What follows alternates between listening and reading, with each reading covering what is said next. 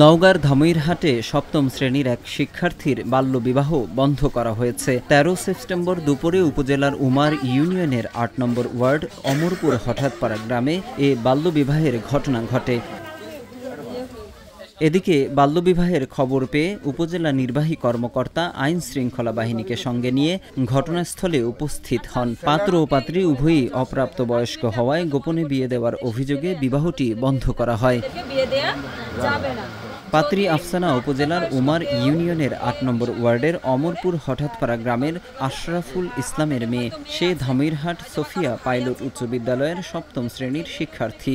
Police আসার খবর পেয়ে গা ঢাকা দিয়েছেন বর ও কনে পক্ষের লোকেরা। এদিকে এ ঘটনায় বর ও কনে দুজনেই পলাতক রয়েছেন। বিদেশ যাবে তো এই জন্য বিয়ে দিচ্ছে, ৫ বছর আসবে, তারপরে আবার মেয়ে এখানে আসবে, মেয়ে বাপের বাড়িতে থাকবে। আমাকে দাওয়াত দিয়েছে, আমরা চলে আসছি। বাবা অনুষ্ঠান কি যে দাওয়াত দিয়েছে, আমার অনুষ্ঠানে দাওয়াত দিয়েছে, আমি আবার এই যে কেবল আনি। ছেলে বাইরে যাবে, আমি করছি যে হলো ছেলে বিয়ে দিয়ে বউ ঘরে রাখে, বিদেশ যাবে, ওই জন্য আমার মেয়ে নাই, মেয়ের মতো দেখবো, ওই জন্য আমি বিয়ে দিচ্ছি।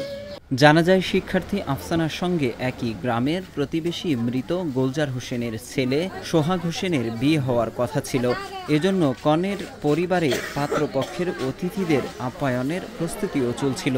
কিন্তু কনে ও পাত্র দুজনেই বয়স কম হওয়ায় বাল্যবিবাহ আইনে তাদের বিবাহ বন্ধ করে দেন উপজেলা নির্বাহী কর্মকর্তা আসমা খাতুন। ফোনের মাধ্যমে অভিযোগ পায় যে আফসানা নামের একটি মেয়ে, তার বয়স প্রায় ১৩-১৪ বছর, তার বিয়ে দেওয়া হচ্ছে। সেই খবরের প্রেক্ষিতে আমি সরজমিনে এসে ঘটনার সত্যতা পেয়েছি এবং বাল্যবিবাহ নিরোধ কল্পে যেহেতু একটি সুস্পষ্ট আইন রয়েছে, বাল্যবিবাহ নিরোধ আইন ২০১৭, সেই আইনের আওতায় যিনি অভিভাবকত্ব নিয়ে বিয়ে দিচ্ছিলেন মেয়ের নানি, তাকে বাল্যবিবাহ নিরোধ আইন ২০১৭ এর ৮ ধারা অনুযায়ী ১৫,০০০ টাকা জরিমানা করা হয়েছে এবং আরোপ করা হয়েছে।